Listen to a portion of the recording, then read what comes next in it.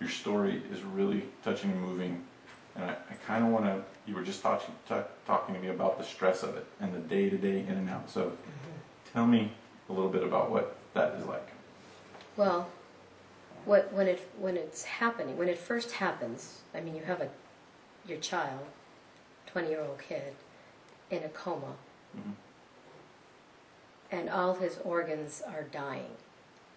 He's in ICU, and it's just so surreal and intense that there are really no words to describe it. You know, I mean, if you love your child, and I think most of us do, it's really tough to deal with and see and experience it. So, you know, at the beginning, it's just a matter of survival. You want your child to survive, and you're at the mercy of the doctors, and it's total and complete chaos because you're in the hospital, you're in intensive care, and there's a doctor literally for every organ in your child's body. You know, there's the lung, the pulmonary specialist, the cardiologist for the heart, the kidney doctor, there's the physiatrist, so you pretty much look for, every day you're waiting, and it's a waiting game because your child's in a coma, and you just want him to come out of it. So that's painful to watch and experience, and it's just tough. And then you're fighting with the insurance companies. You think that you have good insurance, or you're told, oh, this is a really good policy, until you have a catastrophic loss like this. Then you realize that all they care about is getting you out of there. Right. They don't want to pay for ICU every day. Forever. So what they'll say, oh, you know, he's stabilized, and we're going to put him in a regular hospital room. That happened a couple of times where he was, and he was at a very good hospital too. He was at University Medical Center in Tucson, where the congresswoman was that got shot in Tucson. Gabby Giffords, is that her name? Mm-hmm. And they have an excellent trauma team. So you were saying about the daily death you were talking about. Right. And then once, well, we were fortunate that Josh did come out of the coma, but he went from being in the coma, and this was all in Tucson, and I wanted to bring him home to San Diego, so I life flighted him, and I paid for that, to life flight him to a skilled nursing facility. Care Right, called Care Meridian, which was wonderful. So then, when he started to wake up, but you know, you want your child to be what he was before the injury. So in that sense, it's like a death, you know, because it's a loss, you know, because Josh was so brilliant. I mean, as a kid, he was really, really smart. He had his own website when he was like 10 years old, and he was wheeling and dealing and selling cards and selling Beanie Babies and making all, you know, getting checks and money orders in the mail all the time. He was a little entrepreneur. eBay. This was even before eBay. Wow. Yeah, this was before eBay. An entrepreneur. What? You were an entrepreneur. Oh boy. Yeah, he's still really a numbers kid. Yeah.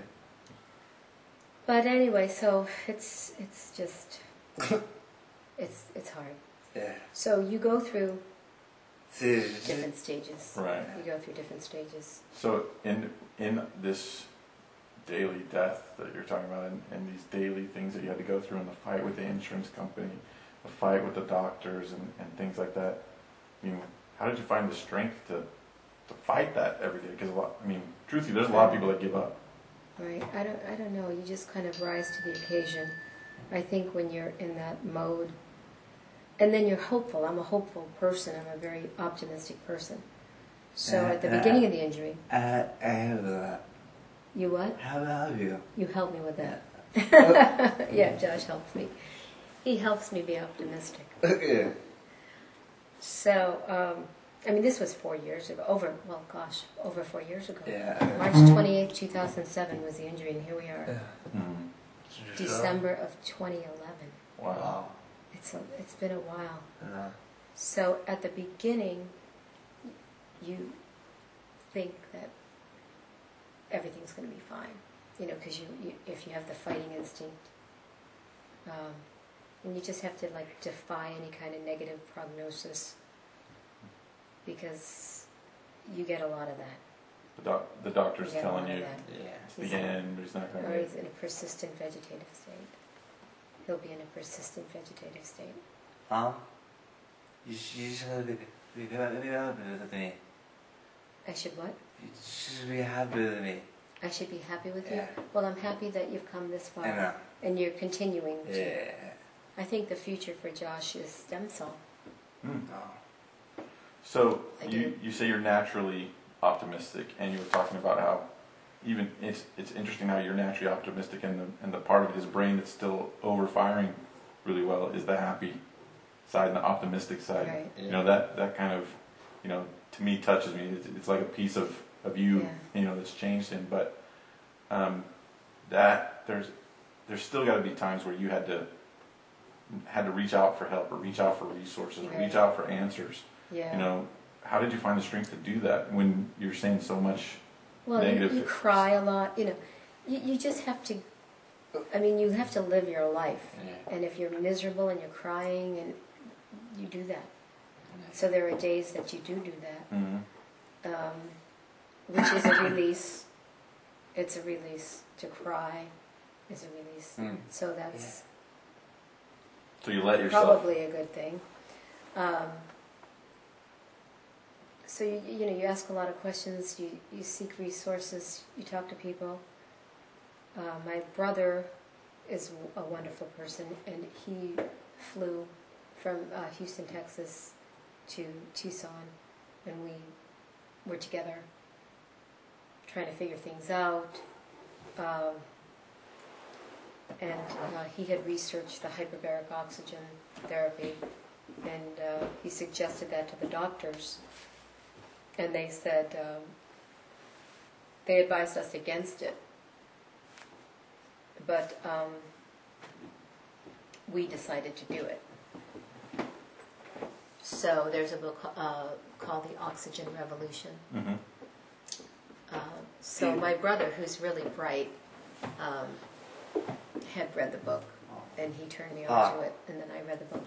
So he's had over 200 hyperbaric oxygen treatments, HBOT treatments, which is basically oxygen, pure oxygen in a pressurized setting. So the idea is to jumpstart the idling neurons in the brain that weren't firing. Right. So we think that it did help Josh, because he woke up after 10 treatments, 10 hyperbaric treatments. What? When I say woke up, he spoke. Mm. And what was pretty amazing was that Josh could still read and write. But he couldn't speak. Well, he has trouble articulating now. Well, you first wake up. When you wake up from a coma, I mean, I suppose it's not like it is on television where they just like, where have I been for 20 years? You know, they wake up. It's very gradual. Mm. Where if they open their eyes and there's like they stare like blankly, but if the eyes move and follow you, so it's side to side movement with the eyes, and then it's this one? up and down. What is it? Josh, You're funny. awake. Okay. Yeah. I mean, I would do all kinds of crazy things. I would like swing a golf club.